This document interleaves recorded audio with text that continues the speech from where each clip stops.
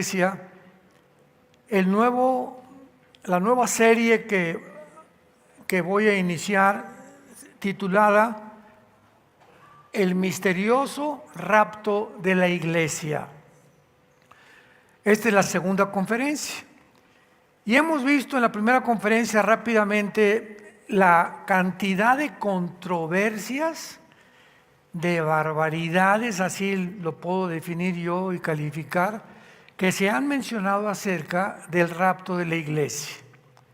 Algunos enseñan que va a ser la mitad de la tribulación, otros que el rapto y la segunda venida es lo mismo, otros hasta se han atrevido a decir que ni siquiera va a haber un rapto de la iglesia. Otros dicen que es una doctrina nueva que comenzó hace 2 siglos. Yo les contesto, si está en la Biblia, pues tiene más de 2000 años. O sea, que se haya comenzado a enseñar hace 200 siglos, o que el Espíritu Santo haya considerado de que era necesario ya abocarnos a esta doctrina por estar en los tiempos finales, es otra cosa. Pero que no salgan que por favor es una doctrina nueva, porque si está en la Biblia no es nueva, está en la Biblia, y lo que está en la Biblia es la verdad. También otros dicen, ¿verdad?, que esta doctrina surgió para confundir y para ayudar a que muchos se escapen de la tribulación, porque como muchos no quieren atravesar la tribulación, pues han usado el rapto para decir que no van a sufrir, etcétera, etcétera, y le han llamado un escapismo. Todas estas contradicciones bíblicas, todas estas opiniones son en contra de la Biblia. Yo he predicado muchos mensajes acerca del rapto de la iglesia, pero he considerado en los últimos meses, por tantas opiniones que estoy oyendo, tantos correos que nos llegan, telefonemas, etcétera, etcétera, twitters de las preguntas acerca del rapto, que he considerado unir o unificar las verdades principales del rapto para exponerlas, para que tengamos una sólida fe, una sólida creencia en esta doctrina que es 100% bíblica. En pocas palabras, para muchos de ustedes que no conocen ni han oído, o tal vez ahorita estás escuchando la palabra rapto, te estarás preguntando de qué está hablando el pastor. Muy bien, la Biblia dice que va a haber una generación de seres humanos, que lo más seguro es que vamos a ser nosotros. Yo no sé todo lo de aquí en la iglesia de Toluca, ¿verdad? Digo nosotros, todos los cristianos de todo el mundo, no se crean tan santitos.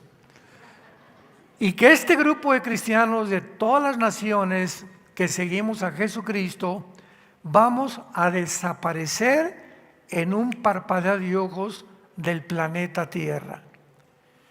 Van a concentrarse los comentarios en la televisión, va a haber choques de tráfico, pilotos que el avión se va a estrellar porque el piloto desapareció, todos los niños menores de edad van a desaparecer de los cuneros, de las casas. Muchos de ustedes se van a levantar en la mañana y ya no está tu esposa. Muchos van a decir gracias a Dios que se fue. Otros van a decir al contrario, ¿verdad? Ya no está mi esposo, etcétera, etcétera, o mi esposa. En fin, va a haber una confusión tan grande en el mundo que va a llevar a la pregunta: ¿qué ocasionó que millones de personas desaparecieran? Bueno, la respuesta es muy fácil. A partir de 1946 del siglo pasado, de una forma que no es coincidencial, se inició la famosa aparición de los objetos voladores no identificados, los ovnis. Se puso más de moda cuando en Roswell, hasta una película que hicieron, que un platillo había aterrizado en Estados Unidos y que habían capturado o tenían a la entidad que habitaba el platillo volador, un misterioso marciano o como le hayan puesto, y todas estas cosas con el tiempo fueron descubiertas que habían sido un fraude. Así como el siglo pasado comenzaron a propagar que el ser humano venía del hombre de Piltdown, de Cro-Magnon, de Neandertal, el hombre de Pekín, y que se asumió hasta científicamente. En las escuelas comenzaban a enseñar la teoría de la evolución como algo científico. Imaginémonos nada más esto. Más tarde se descubrió que el hueso que supuestamente era de un hombre era de un puerco o era de un jabalí. El Museo Natural de Londres, Inglaterra, emitió un decreto en el que completamente negaba que hubiera nada relacionado con el hombre Piltdown, con los hombres, que no había, en pocas palabras, conclusivamente, no hay ninguna evidencia científica de una mutación de una especie a otra especie. No hay una prueba que un perro se convierta en un gato en un loro, una ballena en un delfín, una jirafa en un rinoceronte, un burro en una yegua o en otro animal. No hay absolutamente ninguna evidencia científica de una mutación de una especie a otra especie. Luego en 1954 se descubre la molécula del ADN y la teoría de la evolución se derrumba completamente, se hace pedazos en el suelo. Cuando se descubre que tenemos un código, las hormigas tienen un código, las cucarachas tienen un código, un chip, vamos a ponerle un chip, las hormigas, los ratones, los conejos, los jabalíes, el león, otro, todo tiene un chip, las aves, los peces, un chip que les dice cómo comportarse, cómo reaccionar de una manera diferente. ¿Cómo creen ustedes que las abejas puedan haber construido un hexágono en sus panales que geométricamente es el espacio más grande que puede existir dentro de la geometría? ¿Quién les dijo a las abejas eso? Ve un nido de hormiguitas. ¿Quién le dice a la hormiguita? Ponte a pensar, ese pedacito de piedrita que lleva o de polvo, ¿quién le dice que tiene que caminar y ponerlo exactamente en el lugar adecuado para que todas construyan un nido o una cueva o como se llame? ¿Quién las organiza? ¿Quién les da las órdenes? ¿Cómo puede haber tal coordinación y tal maravilla en el mundo microscópico de que las células de nuestro cuerpo, los átomos, los neutrones, y todo lo que está alrededor en el mundo inmaterial, ¿quién le da esa velocidad a esas partículas atómicas? ¿Cómo puede haber un sistema en el universo que todo lo sostenga, que la Tierra no pierda su velocidad de 24 horas sobre su eje y alrededor del Sol en 365 días? Vemos en todo absolutamente una creación de una mente inteligente. Imposible que seamos la evolución de los animales. Y finalmente el ser humano es la única criatura. Es la única criatura del universo. Ni los pájaros, ni las bestias del campo, ni tampoco los insectos, todos tienen un chip menos nosotros. A nosotros nos dio Dios la libertad de que tú escojas y determines este camino o este camino.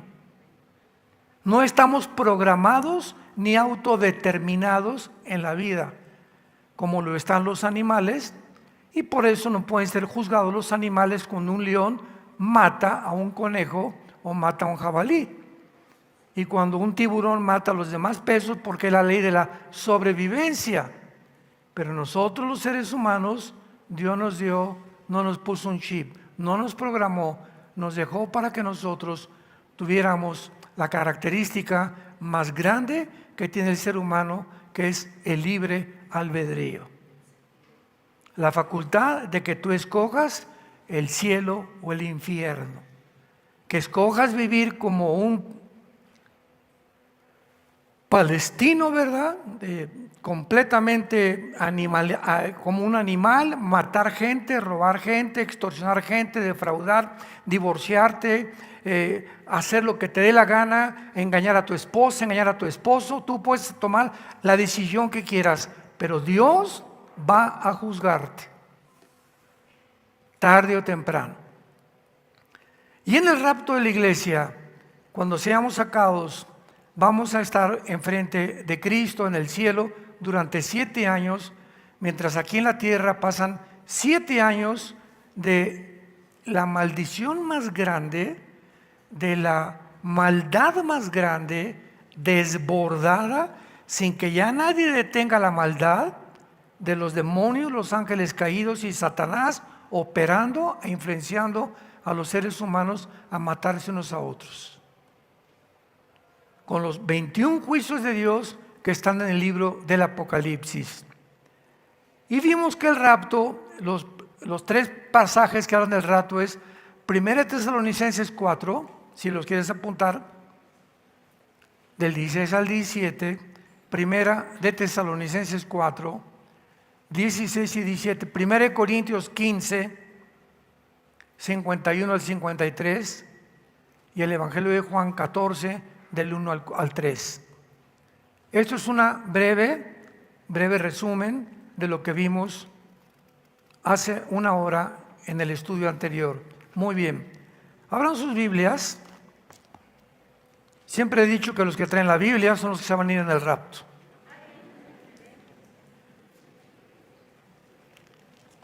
Ya a estas alturas, como está el mundo, venir a la iglesia sin la Biblia, a un estudio sin Biblia, ya no se puede hablar más acerca, al respecto de lo terrible que sucederá. En Apocalipsis capítulo 3 vamos a ver y vamos a comenzar a demostrar por qué la iglesia no va a atravesar la tribulación. No es por escapismo, no es porque no esté en la Biblia, simplemente es por causa del carácter de Dios. Y cuando nos enfrentamos al carácter de Dios, que lo que Él hace y lo que Él ha hecho, Él lo va a repetir siempre con su pueblo, podemos entonces de una forma más sólida tener bases más concretas acerca de lo que estamos desarrollando.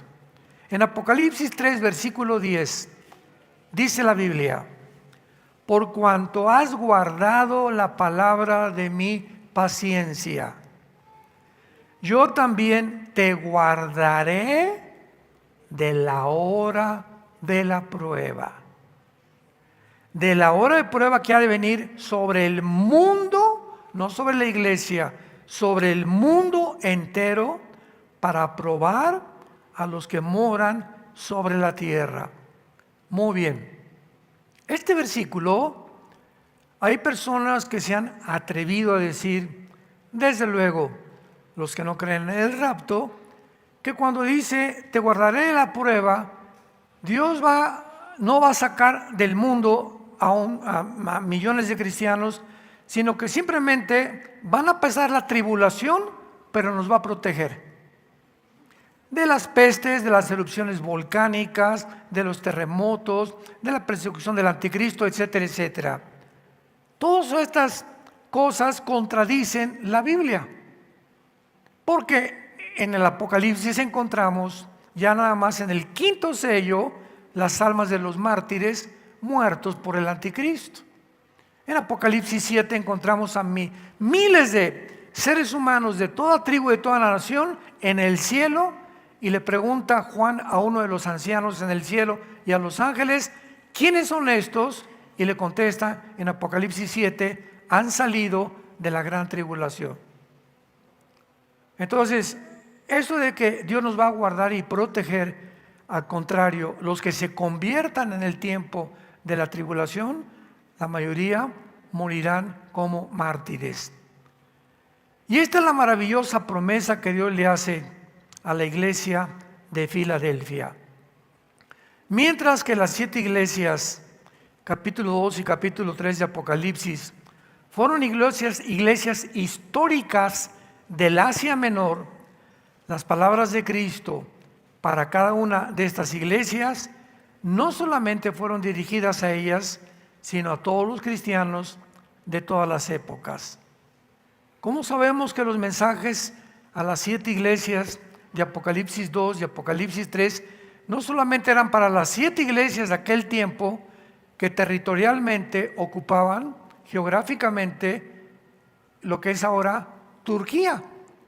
Porque ahí se encontraban en el Asia Menor las 7 iglesias de Apocalipsis 2 y Apocalipsis 3. Lo sabemos porque después de cada instrucción que Cristo le da a las iglesias en Apocalipsis 2 y Apocalipsis 3, dice por ejemplo el capítulo 2, versículo 7 de Apocalipsis, el que tenga oído, oiga lo que el Espíritu dice a las plural iglesias. O sea, está en plural, por lo que sus palabras fueron dirigidas a las iglesias de toda la historia. Ahora vemos también los artículos en el original griego, los verbos, que es importantísimo para poder establecer una doctrina hermenéuticamente, que dice, te guardaré, Apocalipsis 3:10, regresamos, de la hora de la prueba. Los artículos definitivos en el original griego indican que son específicos. ¿Qué quiero decir? La palabra guardar, tereo con T de tío en el griego, significa proteger de un peligro o fuera del peligro en especial.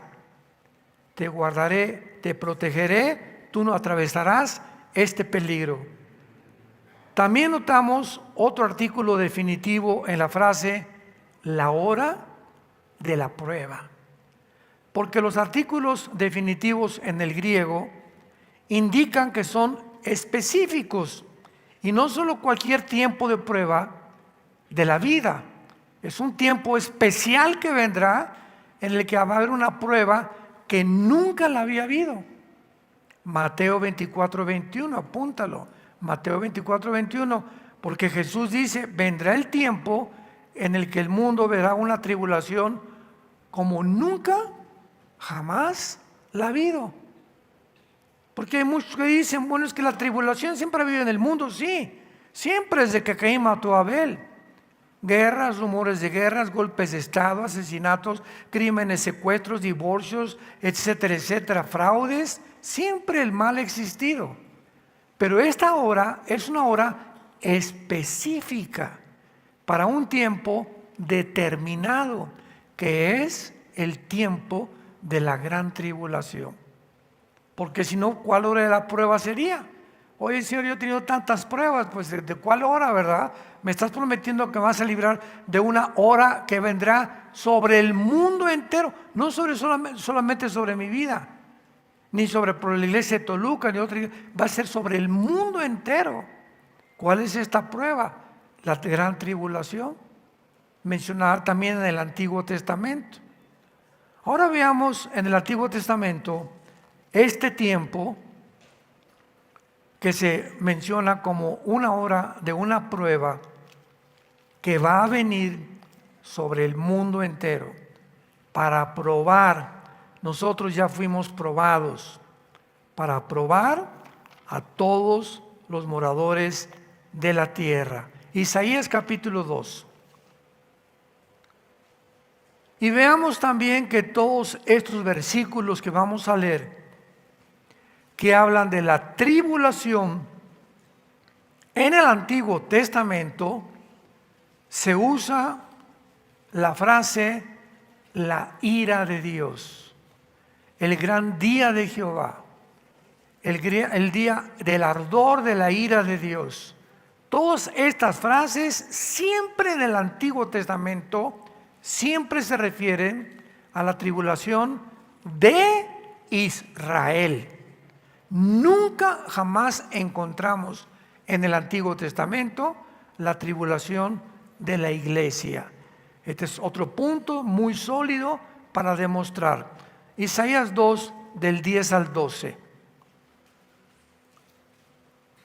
Métete en la peña, escóndete en el polvo de la presencia temible, de Jehová y del resplandor de su majestad. La altivez de los ojos del hombre será abatida, y la soberbia de los hombres será humillada. Y Jehová solo será exaltado en aquel día, porque el día de Jehová de los ejércitos vendrá sobre todo soberbio y será abatido. Rápidamente lo comparamos con Apocalipsis 6, en el quinto sello, sexto sello, versículo 14. El cielo se desvaneció y los reyes de la tierra y los grandes, los ricos, los capitanes, poderosos, siervos, se escondieron en las cuevas de los montes y decían: caigan sobre nosotros y escóndanos del rostro de aquel que está sentado sobre el trono y de la ira del Cordero. Apocalipsis 6, 16. Porque el gran día de su ira ha llegado, y quién podrá sostenerse en pie. Lo que Isaías 700 años antes de Juan escribió 700 años después del profeta Isaías el Apocalipsis. Lo que Isaías profetizó y describió como la tribulación, Juan lo corrobora en el sexto sello del juicio de Dios sobre el mundo entero. Sigamos ahí en Isaías 2, versículo 17 al 21. La altivez del hombre será abatida, la soberbia de los hombres será humillada, y solo Jehová será exaltado en aquel día. Quitará totalmente los ídolos y se meterán en las cavernas de las peñas, lo que vimos en el sexto sello, por la presencia temible de Jehová y por el resplandor de su majestad, cuando Él se levante para castigar a la tierra. Estamos en el siglo XXI, año 2024, Dios todavía no castiga al mundo. Dios es paciente, no queriendo que nadie se pierda, sino que tú procedas a arrepentirte. A muchos de ustedes Dios no los ha castigado, Dios, ni te han venido cosas terribles a tu vida, porque Dios es paciente a que tú te arrepientas. Pero llegó un momento cuando el ser humano individual y de una forma masiva, Dios sabe que tú ya nunca vas a voltear los ojos a Cristo, y entonces Dios, ¿qué va a hacer? Te va a empujar. ¿Querías dinero? Muy bien, te voy a empujar para que te hagas millonario. Pero cuando te hagas millonario, vas a descubrir que lo que tienes, yo no lo voy a bendecir. Se convertirá el dinero en una maldición en tu vida. ¿Querías seguir siendo homosexual? No hay ningún problema. De aquí vas a brincar al transgénero, y cuando comiences a degenerar tu vida y tu cuerpo y comiences a luchar con tu mente, etcétera, etcétera, va a llegar el momento que te van a tener que internar, te vas a suicidar o vas a vivir toda tu vida infeliz por haberme negado la forma como yo te crié, hombre y mujer. ¿No le quieres ser fiel a tu esposa? No hay ningún problema. ¿Quieres seguir siendo un adúltero? ¿Quieres seguir arruinando la vida de tus hijos y la vida, porque sobre tu negocio viene también la maldición? No hay problema, yo te empujo. Te he hablado 4 veces, Pancho, y no has querido hacerme caso. Pues te voy a empujar para que te hundas más rápidamente. Cuando Dios abandona a un ser humano, a una familia, o a una ciudad, o al mundo entero, y Dios les dice, hagan lo que les da la gana, es el terrible juicio de Dios. No hay juicio más trágico que dejar que te abandone Dios y que te diga: no me vuelvo a molestar con tu vida. Haz lo que quieras. Nos encontramos en el día del juicio. Ahí me darás cuentas de la responsabilidad y el libre albedrío que yo te di. Veamos ahora el libro de Sofonías. Sofonías también en el Antiguo Testamento. Y vamos a ver en este libro maravilloso de Sofonías, en el capítulo, vamos a comenzar en el capítulo 1 de Sofonías. No lo vais a encontrar cerca de Génesis, Está después de Habacuc y antes de Ageo, ya casi en los últimos libros del Antiguo Testamento. Sofonías 1 dice así, del 14 al 18. Cercano está el día grande de Jehová, cercano muy próximo, es amarga la voz del día de Jehová. Gritará allí el valiente, día de ira aquel día, día de angustia y de aprieto, día de alboroto y de asolamiento, día de tinieblas y de oscuridad, día de nublado y de entrenecimiento, día de trompeta y de algaraza sobre las ciudades fortificadas y sobre las altas torres. Sofonías claramente nos muestra que este día se llama el día grande de Jehová, día de ira, de angustia, de alboroto, de tinieblas, de oscuridad y de nublado.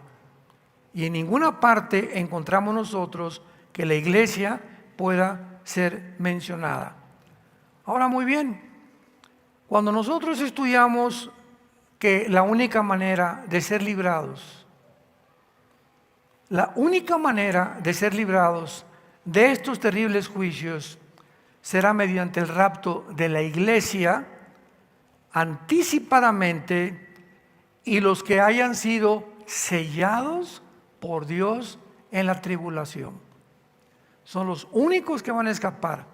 Los que antes que comience la tribulación y el anticristo se manifieste, salgamos del mundo, y los que se quedan, los seres humanos que se quedan, solamente 144,000, Apocalipsis 7.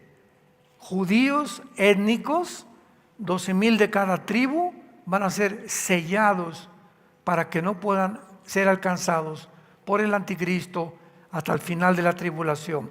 Veamos rápidamente esta verdad en Apocalipsis 7, y dice así, versículo 2.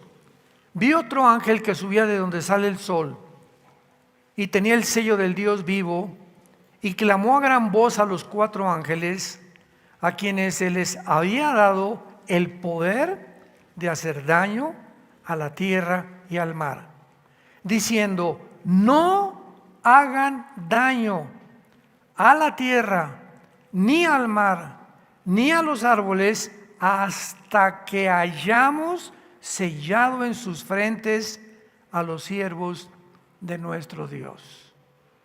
En la tribulación, 144,000 judíos que tomarán el lugar que la iglesia perdió, porque la iglesia terminará en apostasía. Y cuando dice Mateo 24, y será predicado el evangelio, y entonces vendrá el fin es el final de Israel. La iglesia no va a acabar con la evangelización del mundo. La iglesia va a terminar igual que terminó Israel en la apostasía. Y Dios tendrá que regresar otra vez a Israel, meterlos a la cancha, y en lugar de las chivas les va a enfrentar a los tigres, como en un partido de fútbol. Ya México perdió, pues ahora meto otro equipo para que pueda yo, que he venido entrenando a 144,000 judíos, para que ellos se encarguen de evangelizar finalmente el mundo, junto con los 2 testigos de Apocalipsis capítulo 11. Me van siguiendo poco a poco cómo está la cronología y cómo los eventos se van sucesivamente acomodando uno detrás del otro. Esto es muy importante para una perspectiva más amplia de la tribulación y del rapto de la iglesia. Ahora vamos al Nuevo Testamento y veamos también claramente que los que se conviertan en el libro de Apocalipsis en la tribulación sufrirán la persecución y la muerte durante este periodo de tiempo. Apocalipsis 6, del 9 al 11. Cuando abrió el quinto sello, vi bajo el altar las almas de los que habían sido muertos por causa de la palabra de Dios y por el testimonio que tenían. Y clamaban a gran voz allá en el cielo, diciendo: ¿hasta cuándo, Dios? O sea, estaban hablando con Dios. ¿Hasta cuándo, Señor? Santo y verdadero, no juzgas y vengas nuestra sangre en los que moran en la tierra. Y se les dieron vestiduras blancas, y se les dijo que descansasen todavía un poco de tiempo hasta que se completara el número de sus consiervos hermanos, que también habían de ser muertos como ellos. Estos son parte del grupo que estará en Apocalipsis 7, que salieron de la gran tribulación, que murieron. ¿Por qué? Por el testimonio y su fidelidad a Jesucristo. Vean ahora Apocalipsis 7, versículo 13. Entonces uno de los ancianos habló diciéndome: estos vestidos de ropas blancas, ¿quiénes son? ¿De dónde han venido? Yo le dije: Señor, tú lo sabes. Y él me dijo: estos son los que han salido de la gran tribulación y han lavado sus ropas y las han emblanquecido en la sangre del Cordero. Apocalipsis 2, versículo 11. Y ellos le han vencido por medio de la sangre del Cordero y de la palabra del testimonio de ellos, y menospreciaron sus vidas hasta la muerte. ¿De quién está hablando? De todos los santos que morirán en la tribulación por negarse a ser marcados con el 666. Apocalipsis 13, versículo 7. Y está hablando del anticristo. Se le permitió hacer guerra contra los santos y vencerlos. ¿Quiénes son estos santos de la tribulación? Los que se conviertan en la tribulación. Pero también se le dio autoridad sobre todo tribu, lengua y nación. Apocalipsis versículo 15, 13, 15. Y se le permitió infundir aliento a la imagen de la bestia, para que la imagen hablase e hiciese matar a todo el que no la adorara. En la tribulación, todos los que se nieguen a adorar al anticristo serán sellados para toda la eternidad con el 666. Ayer en el desayuno mi tema fue la futura marca del anticristo, y le expliqué al público que nos acompañó en el desayuno ayer en el World Trade Center de Satélite, que cuando una persona reciba la marca de la bestia en la frente, les dije, no fue en la vacuna porque la vacuna fue aquí. Entonces descartemos que la vacuna, si te vacunaron, ya te salvaste, no estás marcado con el anticristo. Pues la vacuna va a ser, la marca va a ser aquí o en la mano derecha. Esa es la marca del anticristo. Mientras no sea aquí o aquí, no ha sido la marca del anticristo. Te ponen un chip aquí para localizarte, o aquí en el ombligo, etcétera, etcétera. O si hay un lugar como Obama, quería el expresidente de Estados Unidos que todas las personas trajeran un chip con la información de su seguro social, de sus resúmenes médicos, su dirección, cuentas de banco, etcétera, etcétera. Tampoco era la marca del anticristo. Tenemos que ser más bíblicos. Y además, para que la marca aparezca, pues tiene que aparecer el anticristo primero. Si no hay anticristo, no hay marca. Y nosotros no vamos a estar aquí. Eso es lo más lógico, ¿verdad? Pero cuando venga el anticristo, el que no vas a poder comprar, subirte al avión, ir a la tienda de abarrotes, ir a Oxxo, ir a esto, a comprar pantalones, no vas a poder hacer nada si no tienes la marca aquí y aquí. y si no la tienes, te va a costar la decapitación. Apocalipsis 24. Porque el anticristo usará no la silla eléctrica, ni tampoco el fusilamiento para poder matar a la gente. Usará la decapitación. Y la única religión en el mundo que usa la decapitación es el Islam. Ya en el califato, en la serie pasada que acabo de terminar, lo dijimos claramente, ¿verdad? Que el anticristo surgirá de las filas del Islam. Si quieres todos los detalles, busca en YouTube la serie El Califato de los últimos días. Ahí explicamos claramente todo esto. Muy bien. Entonces, vemos pues de una forma muy clara de qué forma ahora Apocalipsis 14:13, Apocalipsis 14:13, oí una voz que desde el cielo me decía, escribe, bienaventurados de aquí en adelante los muertos que mueren en el Señor.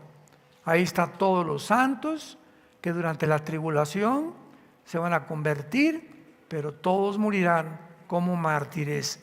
Sí, dice el Espíritu, descansarán de sus trabajos porque sus obras con ellos siguen.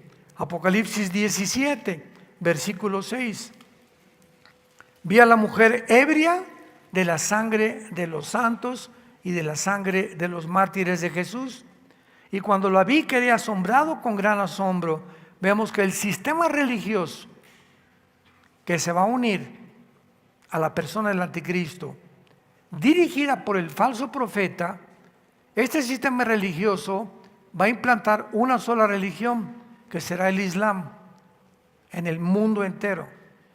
Y es la única religión, ni el hinduismo, ni el catolicismo, ni el cristianismo, ni el budismo, ninguna religión en el mundo impone la religión a fuerza, a costa de que si no lo aceptas, te matan. Tú puedes ser judío y regresar, pues te corre, ya no es judío, te corre tu familia. Que eres católico, eres cristiano, te van a dejar de hablar por un tiempo, te van a criticar, ya te fuiste a una secta, etcétera, etcétera, pero no te van a cortar la cabeza al llegar a tu casa. Pero en el tiempo del anticristo, si tú no aceptas el 666, vas a pagar con tu vida. Y no tenías por qué pagar con tu vida, porque Cristo te habla en esta tarde y te dice, ven a mí. Todos ustedes los que están trabajados y cargados, vengan, yo encuentra descanso en mi alma, por el amor de Dios. El mundo no va a mejorar, el mundo va a empeorar. Pero mientras más se empeora, más cerca estamos de que venga por nosotros. Ahora veamos también nosotros claramente, ¿verdad?, que la iglesia ya no se vuelve a mencionar hasta el Apocalipsis 22:16.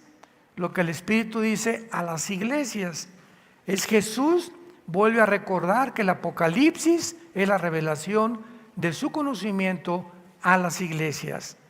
Pero del capítulo 4 de Apocalipsis al capítulo 19 de Apocalipsis no vuelve a aparecer la iglesia nunca. Esto es increíble porque la iglesia se usa 19 veces en los primeros 3 capítulos del Apocalipsis. 19 veces. Y el capítulo 4 al 19, la iglesia desapareció. ¿Dónde está la iglesia? Estamos en el cielo. Bye, ahí nos vemos. Ahora, veamos nosotros en la segunda carta a los tesalonicenses. Qué precioso y qué maravilloso es cristianos con la Biblia. Qué lindo. Qué importante es checar tus pasajes, leerlos tú, hacer notas, tomar notas. En la segunda carta a los tesalonicenses, capítulo 2, esta iglesia estaba atravesando un caos espiritual y bíblico al mismo tiempo. Porque la iglesia de Tesalónica creían que ya se encontraban en la tribulación. en el día del Señor. Entonces Pablo ya les había dicho en la carta primera Tesalonicenses 4, 16 y 17, que el Señor mismo vendrá con voz de ángel, con voz de trompeta de Dios, y vendrá y arrebatará del mundo, y nos reuniremos con Cristo en las nubes con Él, para recibirlo para siempre con Él, para toda la eternidad. Entonces, después de que Cristo les dice eso, comienza el segundo capítulo de la segunda carta a los tesalonicenses con estas palabras. Mucha atención, por favor. Pero con respecto a la venida de nuestro Señor Jesucristo y nuestra reunión con Él, ahí está hablando del rapto.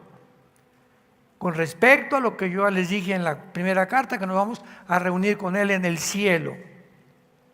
Os rogamos, hermanos, que no se dejen mover fácilmente de vuestra manera de pensar, ni por Twitter, ni por Facebook, ni por Instagram, ni por las redes sociales, para hacerlo más moderno en el siglo XXI.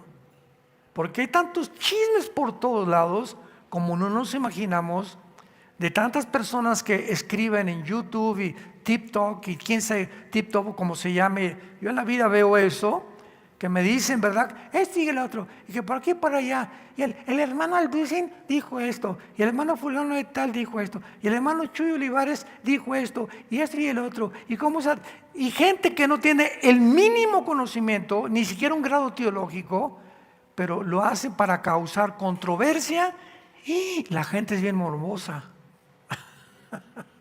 Y atraen seguidores a sus redes. ¿Y ahora qué dirá? ¿Y ahora qué va a pasar? Nos encanta el chisme. Bueno, más bien les encanta. Cuando ya crecemos un poco en Cristo, dejamos eso del chisme, que es lo peor que un cristiano puede tener, ser chismoso. Entonces les dice Pablo, no se dejen mover fácilmente cualquier cosa que oigan, ni se conturben por espíritu ni por palabra, ni por carta, en el día de que el día del Señor está cerca. La frase el día del Señor se refiere a la gran tribulación. O sea, hermanos, no están ustedes en la gran tribulación. ¿Quién sabe quién les mandó un falso profeta, un falso apóstol, etcétera, etcétera? Pero ustedes no están en la tribulación. Y ahora Pablo les va a dar dos señales de que no están en la tribulación. Nadie los engañe, versículo 3, de ninguna manera, porque no vendrá, o sea, no vendrá ¿qué cosa? La gran tribulación, el día del Señor, sin que antes venga la apostasía y se manifieste el hombre de perdición. O sea, les dice a los tesalonicenses, si ahorita la apostasía no ha venido, ni el anticristo se ha manifestado, ustedes no pueden estar en la tribulación. Y después dice el versículo 3, quien en ninguna manera, porque no vendrá sin que venga la apostasía, el hijo de perdición, el cual se opone, o sea, el anticristo, y se levanta contra todo lo que se llama Dios o es objeto de culto, tanto que se sienta en el templo de Dios como Dios, haciéndose pasar por Dios. ¿Qué no se acuerdan cuando yo estaba con ustedes que les decía todas estas cosas? Y ahora ustedes, atención, ahora ustedes saben lo que lo detiene a fin de que a su tiempo se manifieste. O sea, hay un poder en el mundo todavía ahorita que está impidiendo el surgimiento del anticristo.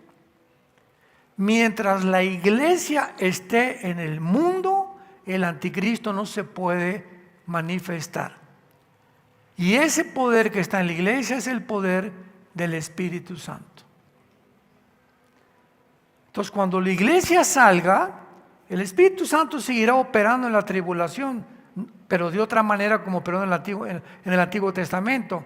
Pero lo que detiene ahorita la corrupción en tu casa, en tu oficina, en tu escuela, eres tú con tu testimonio, con tus convicciones cuando se han dado cuenta que eres diferente a los demás. Que no ve las películas que todo el mundo ve, que no ve las conversaciones que todo el mundo oye, que vean cómo tratas a tus hijos, cómo tratas a tu esposa, etcétera, etcétera. Ese testimonio es la sal del mundo. Mateo 5, 13 y 14. Jesús nos dijo, ustedes son la sal. ¿Qué significa? Que nosotros mientras estemos en el mundo estamos evitando que se corrompa más el mundo de lo que ya se encuentra. Y si la maldad no se ha manifestado como un dique, como un tsunami en el mundo, es porque todavía hay cristianos que seguimos hablando, el movimiento LGTB no es de Dios, el homosexualismo no es de Dios, el aborto no es de Dios, este sistema de gobierno no es de Dios, y comenzamos a hablar y emitir, a pesar de que nos persigan, a pesar de lo que pueda pasar, mantenemos las convicciones, y mientras estemos enfrentándonos a una fuerza hostil que el mundo nos quiere jalar y ser como ellos, mientras los resistamos, estamos impidiendo que la maldad se desborde.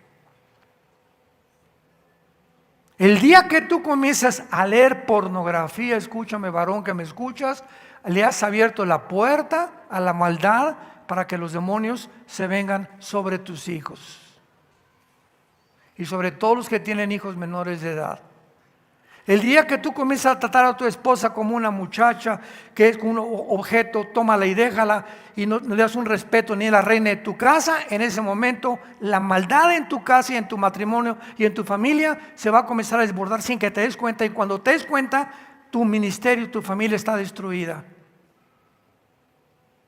En el momento que nuestra oficina, nuestros empleados, en el bufete jurídico, en la clínica médica donde trabajas, en mi taller de carpintería, en de plomería, mis empleados y la gente no sepa que yo soy cristiano, ni a nadie le he dicho que soy cristiano, y mis empleados tienen 3 años conmigo y ni siquiera saben que soy cristiano, ¿sabes una cosa? La maldad se desbordará sobre tu trabajo y sobre tu oficio tarde o temprano.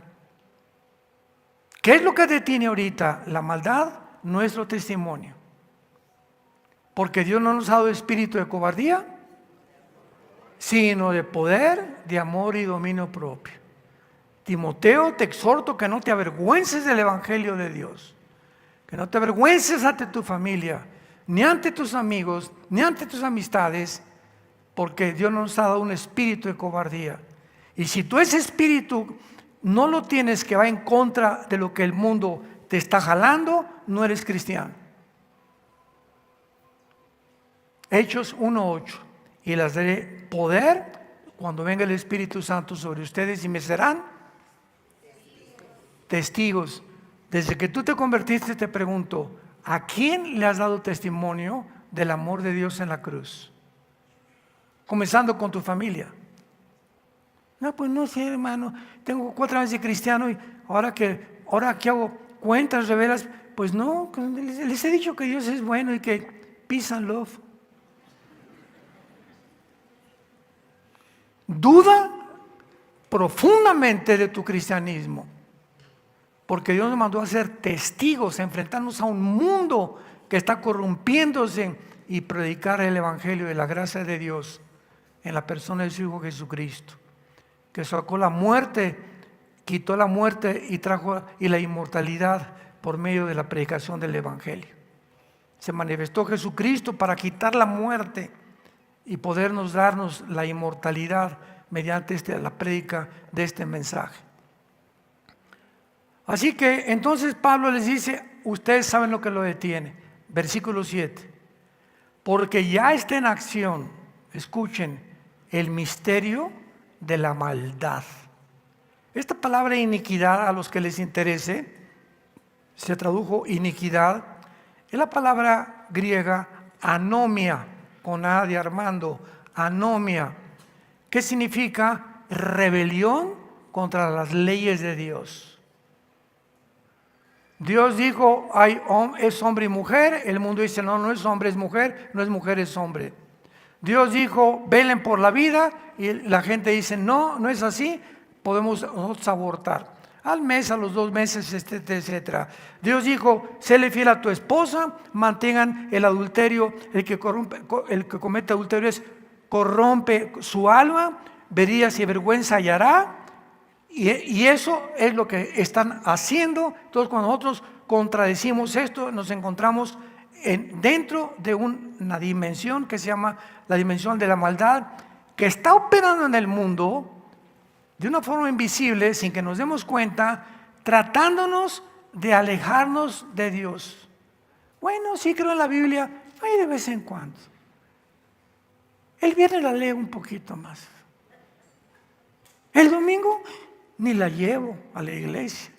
Y sin que te des cuenta, al alejarte de la Biblia es la palabra, es Cristo encarnado, es la palabra encarnada.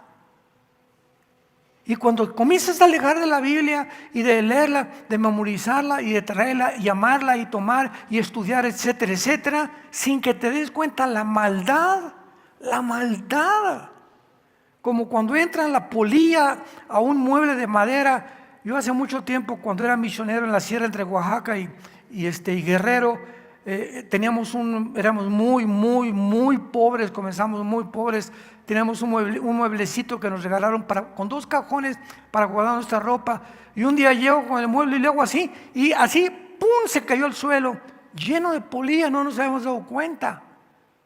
Y así es el pecado, sin que te des cuenta, la maldad comienza el pecado sin que te des cuenta, y de repente cuando te das cuenta ya no tienes poder para enfrentarte a la tentación, al adulterio, a la fornicación, al robo, al fraude, a la mentira. Sin que te des cuenta, tu vida se está desmoronando, tu carácter está hecho pedazos en el suelo por la maldad, que solo puede ser detenida cuando tienes convicciones firmes. Un varón, un hombre de Dios, es un hombre que tiene convicciones profundas y ama a su familia y a su matrimonio. Cuando no es eso, el misterio de iniquidad está operando de una forma intempestiva en tu vida. Y dice a continuación, para terminar, el apóstol Pablo, versículo 8, y entonces, ¿verdad?, cuando lo que lo detiene se ha quitado, entonces se manifestará aquel inicuo. Y si usa la misma palabra, anomos, aquel que va en contra de todas las leyes de la creación originales de Dios en la Biblia. Inicuo a quien el Señor matará con el espíritu de su boca y destruirá con el resplandor de su venida. Inicuo cuyo advenimiento es por obra de Satanás, con gran poder y señales y prodigios mentirosos, y con todo engaño de iniquidad para los que se pierden, por cuanto no recibieron el amor de la verdad para ser salvos. Por eso Dios les envía un poder engañoso para que crean la mentira, a fin de que sean condenados todos los que no creyeron la verdad, sino que se complacieron en la injusticia. Cuando tú rechazas la verdad, la tragedia más grande es que acabarás creyendo en cualquier otra cosa que no sea la verdad. Y la antítesis de la verdad, ¿qué es? La mentira. La antítesis del bien, ¿qué es? El mal. La antítesis de la santidad, ¿qué es? El pecado. Tú no puedes decir yo soy neutral. ¿Eres o no eres? ¿Eres o no eres? No, pues yo no soy ni de Chivas ni América. ¿Te imaginas una camiseta América Chivas? No existe, ¿verdad? Alemania, Dinamarca, Colombia, Brasil, no, ¿verdad? Entras al campo y hasta le hacen así. Mira, América, mira, orgullosos los jugadores del equipo al que pertenecen. ¿Tienes ese orgullo tú de servir a Dios? ¿O eres un hombre de doble ánimo, engañado completamente? ¿Eres en la iglesia, tienes cara de San Camilo aquí en la iglesia el domingo y pareces un cocodrilo salido del lago de Texcoco entre semana con tu familia? En tu oficina eres una persona, en la iglesia eres otra, con tu familia eres otra persona. Cuando tú tienes 3 máscaras, me pongo una en la oficina con mis amigos, otra en mi casa y otra en la iglesia. Se llama esquizofrenia. Y esa esquizofrenia es el producto de tu maldad, de tu falta de convicciones. Y cuando hay la palabra esquizofrenia significa mente dividida. Dice Santiago capítulo 1, el hombre de doble ánimo es inconstante en todos sus caminos. Nunca vas a encontrar el camino a la verdad. Estás acá mañana y acá otro, y acá con tus amigos, y aquí, y así pasan los años, llegas a los 40, 50, 60 años y no has cambiado. Sigue siendo el mismo, sigue siendo la misma. Siempre están aprendiendo y nunca llegan al conocimiento de la verdad. Entonces, ¿qué hace Dios? Te va a mandar un poder engañoso para que ahora, de aquí en adelante, sigas creyendo las mentiras del mundo, a fin de que sean condenados todos los que no quisieron oír que Jesucristo es el camino, la verdad y la vida. Él es la resurrección y te ofrece sus manos taladradas en la cruz, su cuerpo resucitado, su segunda venida, el rapto que ya no tarda en venir por nosotros, para que tú puedas, la corta vida que te queda, estos días que los tenemos ya contados, créamelo, tenemos los días contados. La guerra nuclear está en la esquina ya. El mundo va a entrar en una vorágine, ¿verdad?, de una espiral de autodestrucción como nunca había estado. Ahora imaginémonos en la tribulación cómo las cosas van a estar todavía muchísimo peor. Pero Jesús dijo, yo he venido para que tengas vida y para que la tengas en abundancia.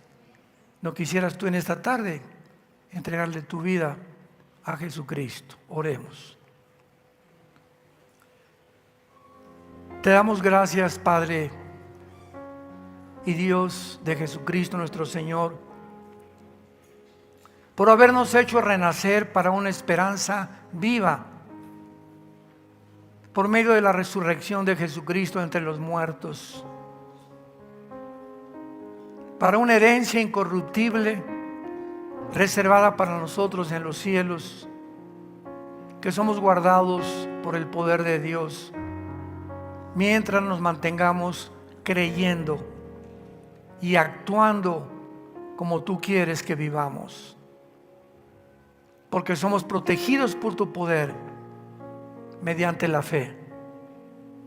Gracias por tan grande salvación, Señor, porque pronto, muy pronto, Señor, tal vez más pronto de lo que nos podemos imaginar,